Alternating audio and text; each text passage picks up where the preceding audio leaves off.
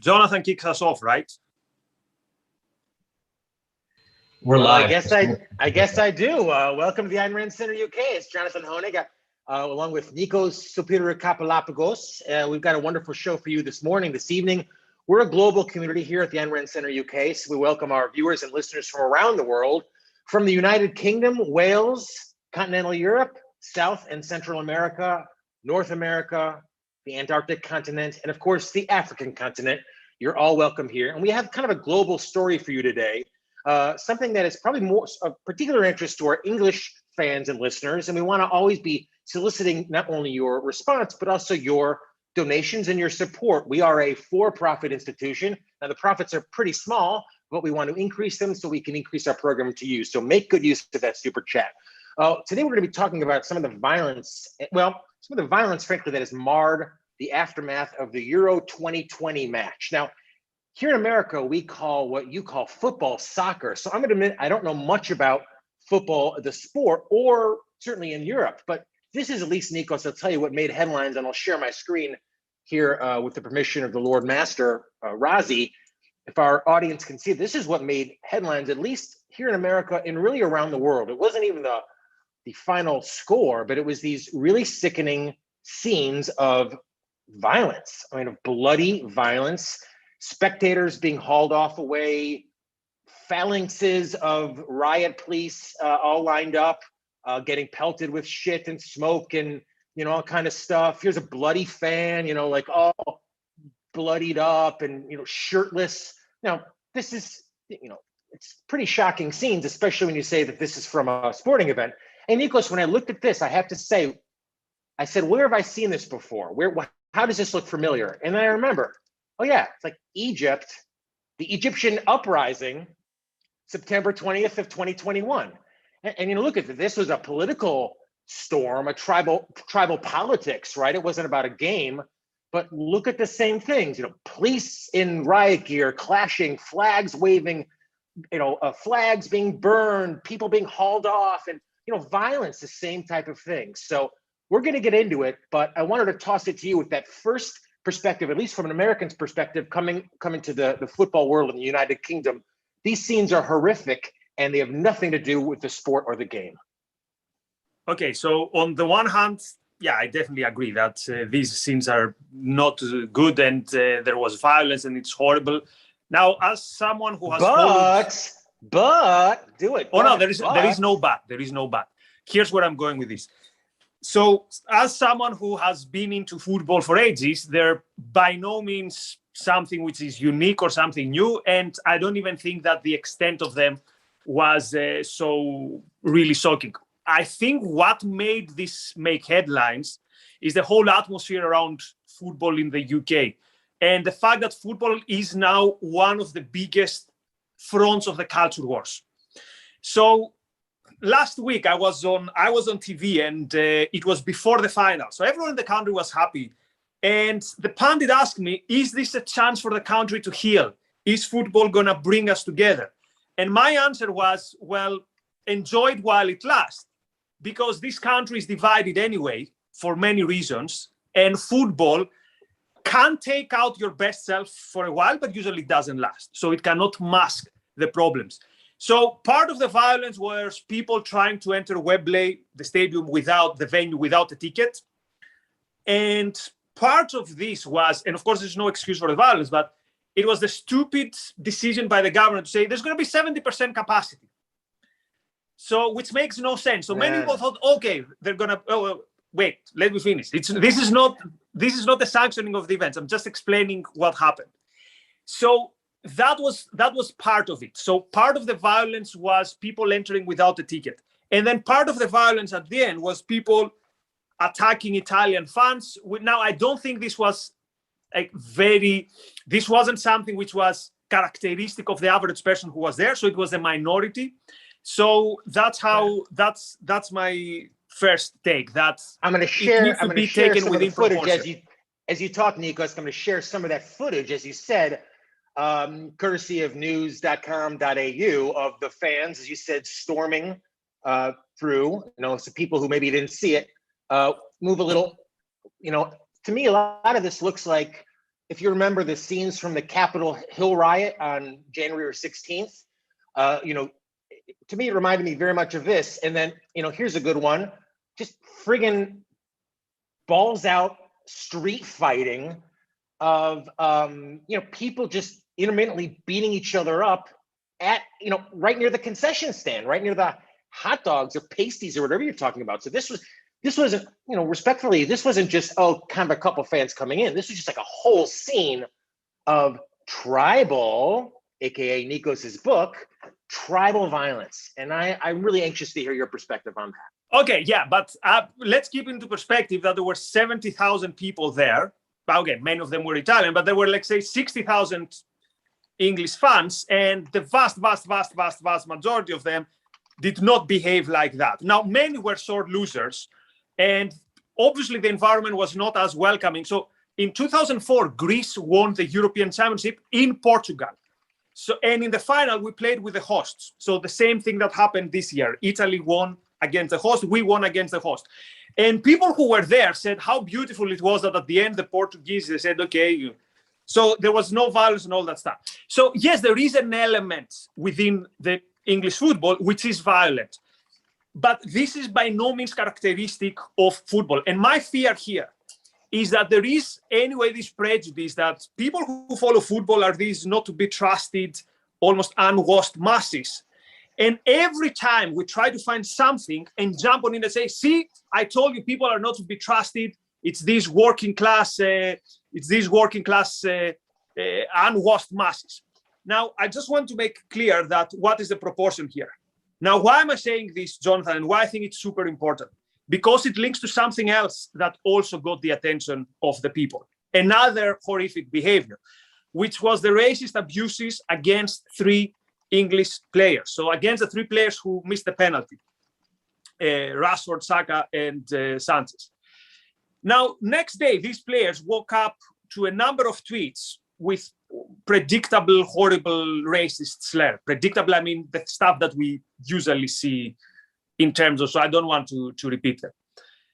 Now, the reaction that this created was the proper one, which says, okay, this is horrendous, racism has no place and all that stuff.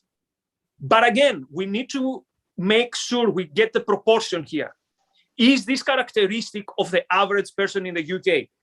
Because, one more thing, because, again, we had this idea that this is a country overrun by racists, that the government, by not supporting the kneeling of the players, sanctioned this racism. And today and yesterday, we have discussions within the Conservative Party on saying whether we should support the kneeling.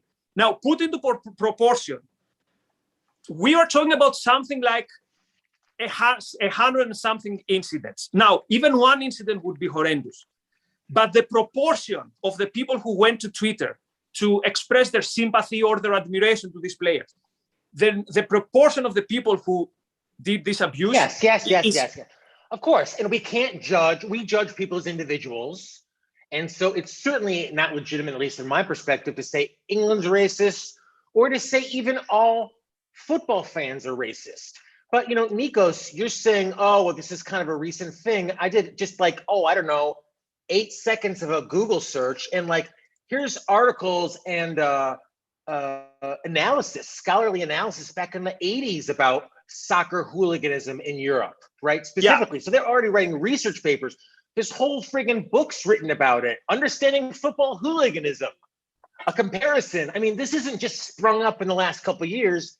Here's one, hooligans abroad. It's like there's a whole scholarly body of research about these animals. And I'll just say, I don't want to emphasize it, but we showed I do love the AV Nikos, as you know, but I showed the stampeding fans, right? So I also thought, what did it remind me of? It's here's stampeding buffaloes. It's the same kind of thing. It's that tribal. So in my mind, it's not England, but there is something going on with this football hooliganism that, in my mind, is straight up unique to Europe. And Rand talked about that. If you kind of check out what Rand had to say about tribalism in particular,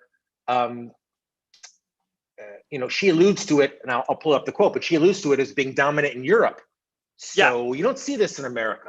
So well, you see a lot of it in Latin America, but this is not a competition who is worse.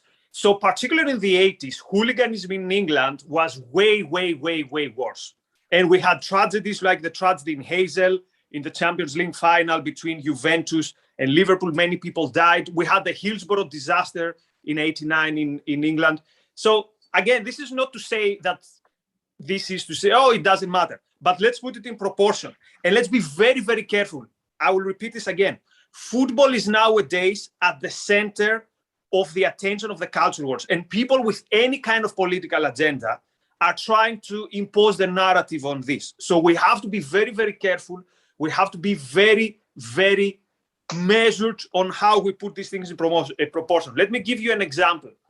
So the other day, by the way, let me also say something else. From the racist insults on the players, the majority of them are outside of the UK, from what we can say. So someone said something very interesting. An analyst said something very interesting. He said, we have to be very careful here because there's a potential of, quote, strategic targeted use of social media to undermine the UK, both with regard to social cohesion and to harm the UK's reputation and economic opportunities. What does this mean in very simple ways? Someone who understands how fragile this society is and how incapable of understanding and putting things into proportion, they would say, look, if we send hundreds of this type of stuff, this country is going to eat each other on whether there's systemic racism in this country or whether the average Englishman is racist. Because this was a discussion we also had with Brexit. The narrative after Brexit was that Brexit was driven by racism and by xenophobia. So again, this, on the one hand, we definitely need to condemn, even if it was 2 people or 100 people, horrible, we need to condemn all that stuff. At the same time, we have to be very careful not to stereotype a whole country, and a country which is one of the most welcome countries for an immigrant. I'm an immigrant in the UK. Of course, okay, someone could say if you were a person of color, it would be more difficult, maybe. But if you see all the metrics in terms of views about immigration, the UK is way, way better than the other. Definitely better, definitely above the average. So I'm very, very cautious in my judgment here. And I'm very, very cautious on jumping on the bandwagon that says, oh, now we need to forget everything. Yes, you have to kneel because otherwise you are sanctioning 160 racists. No, I don't accept this. I'm not going to throw away any judgment that I have about world politics being pushed by 160 thugs. If these 160 thugs are even in the country. And the antidote to racism, Nikos, as Rand, I believe, emphasizes, is not more racism. It is individualism. Individualism. That is the only anecdote. And this is something I want to stress as well. Thank you. We have a really active super chat going on. Sammy she is not bored again, despite what she says. She's not bored again because she gave us a whole pound. So we appreciate that. And thank you, Hugh. Hugh, tossed me a little joke, and I didn't get it, sarcasm, but he kind of alluded to some of that, racist taunting that is, I just think it has no place even on our channel, Nikos. We're above that. We're above even making jokes about it. Marilyn, thank you as well. Nikos covers a lot of this in his new book. The vibe on the super chat is really positive about that. And I found the quote. We'll quickly share, Nikos, and we want to talk with our audience in the super chat as well, obviously. But Miss Rand says tribalism, which is the best name to give all the group manifestations of the anti-conceptual mentality, is a dominant element in Europe as a reciprocally reinforcing cause and result of Europe's long history of caste systems, of national and local provincial chauvinism, of rule by brute force and endless bloody wars. So check that out by Miss Rand. But Nikos, I'll just say the response. When I look at these scenes, I don't think, oh, Brexit and oh, what about this and that? I say, what is up with that guy? Those individuals, not England writ large, not even, but what's wrong with that group of 20 or 30 men or 50 or 100 men that they turn into animals, that they color their bodies, that they wave their flag, that they abandon reason?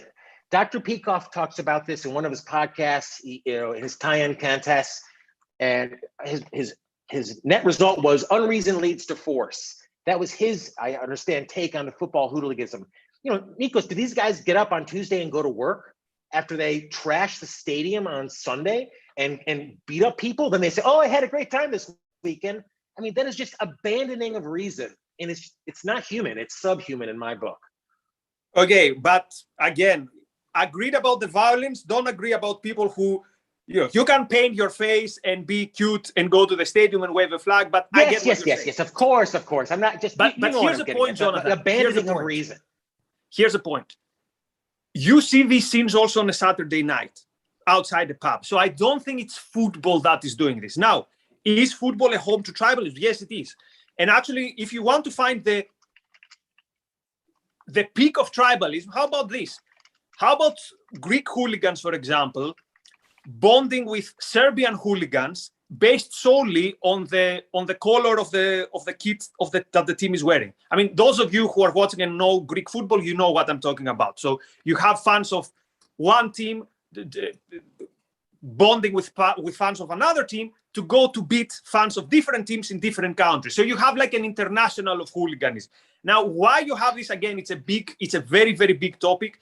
It's definitely linked to nationalism, but not only. You have many hooligans who are on the left. You have anarchist hooligans. You have Antifa hooligans. So it's difficult to pinpoint it to a specific ideology. You can definitely put it, though, to collectivistic ideology. So there is definitely this tribal thing. So there's no question about that.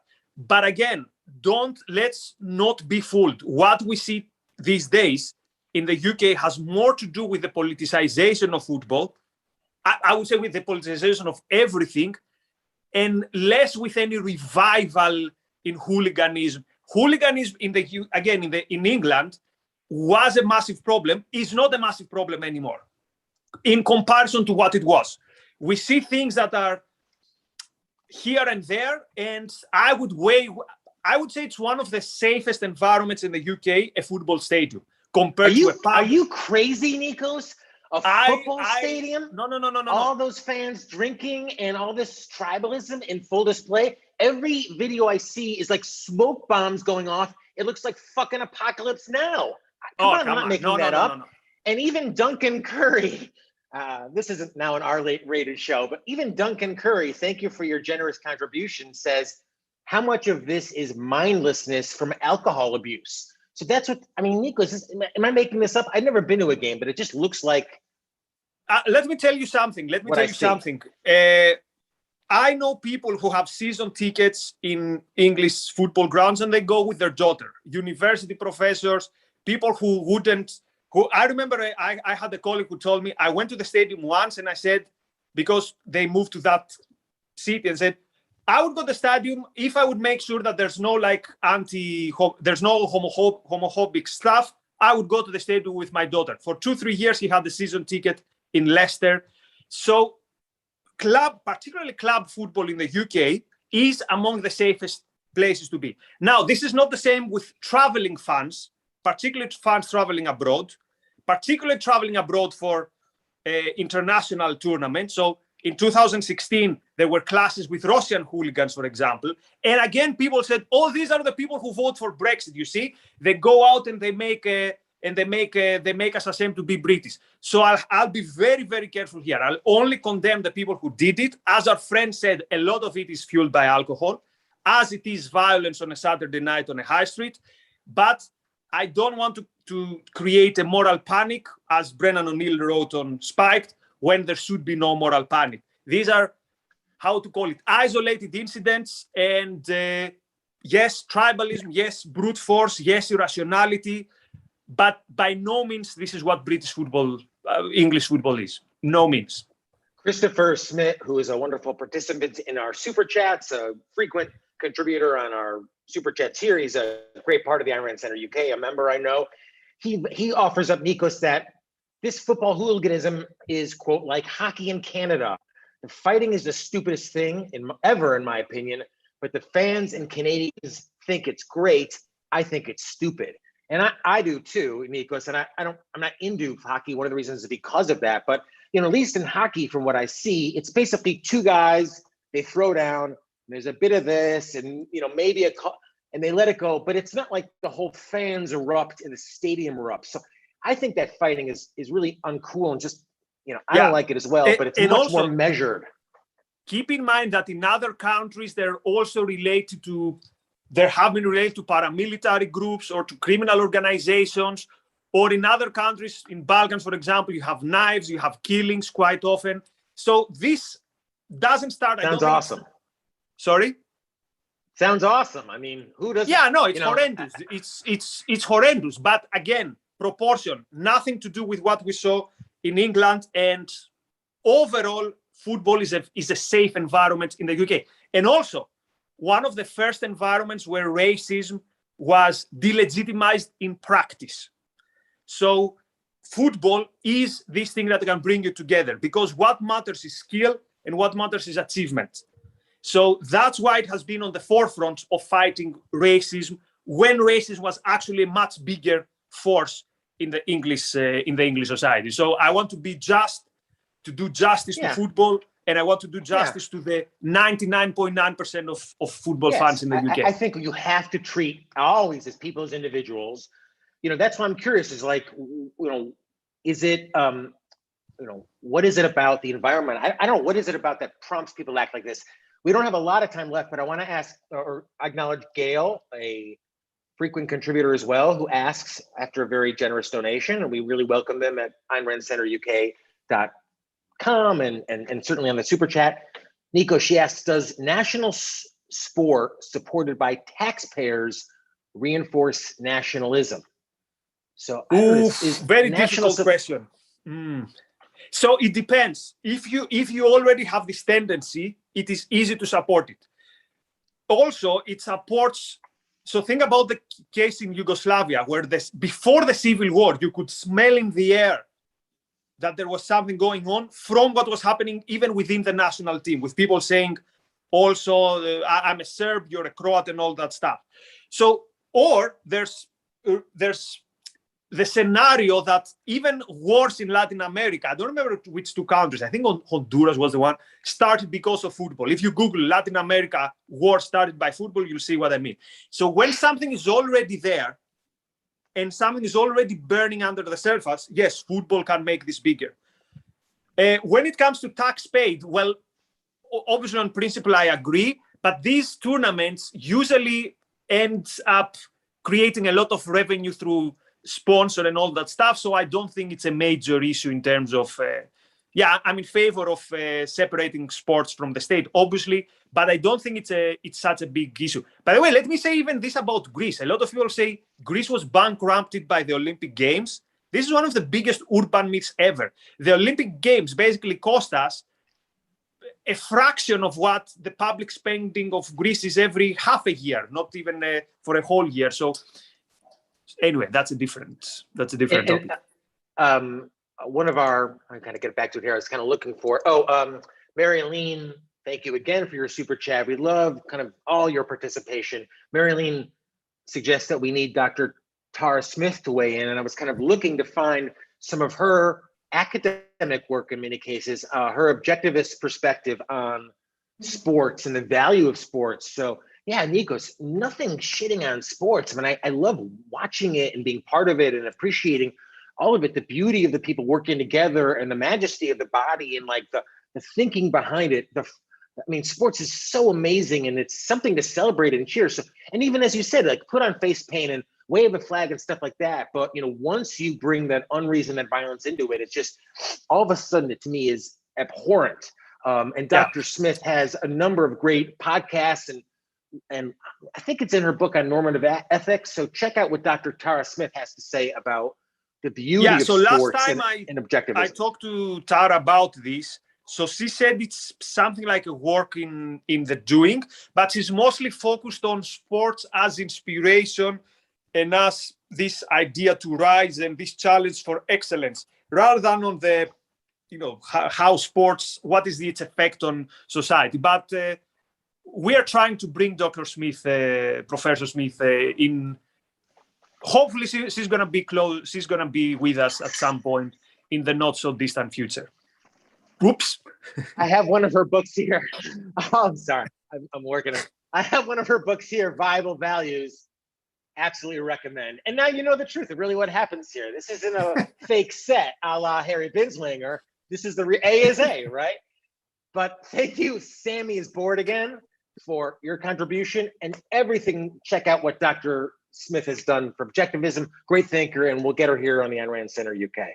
Okay, so let me say one last thing before we call it a day. So there is a shop which Raz is gonna post the link soon, and in this shop you can find some interesting merchandise, some T-shirts that the people who appear on the T-shirts might or might not have enthusiastically sanctioned them, but the T-shirts are still fun. The other day I saw there's also a laptop cover with the logo of the Ayn Rand Center UK. There are mugs. There are many beautiful things there. So give it a go. There's also a discount for members of Ayn Rand Center UK. Now, speaking about collectivism, tribalism, and all that stuff, in 35 minutes, which means that Clubhouse today is going to be a short one. Again, mostly interested. So for people who haven't been to Clubhouse, Jonathan, by the way, let's say this. Clubhouse is mostly, we want to hear what you have to say. What are your thoughts on the topic? What are your thoughts on whatever we discuss on the day? So Clubhouse it's a bit like this radio station where people call in and we have this interesting discussion. I really enjoy it. Anyway, in 33 minutes, we are discussing the essay Collectivized Rights with James Valiant. So on the Ayn Rand Center UK, you can catch this up, and it's gonna be, I promise to you that this is gonna be good, because I have some very difficult questions. I try to see this essay as someone who is, I'm not really convinced. What is Rand saying here?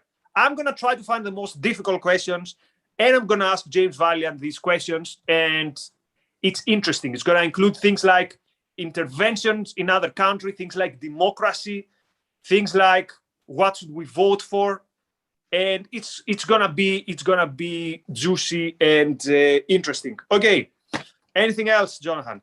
No, I mean, that's part of what you get when you support the Ayn Rand Center UK, the opportunity to talk about these issues. And as we always say, we are students of objectivism.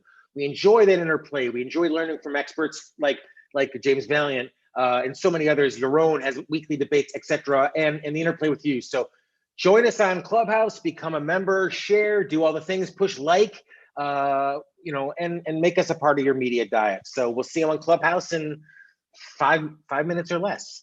5 minutes or less. Thank you, everyone. Thank you, Jonathan. Bye-bye.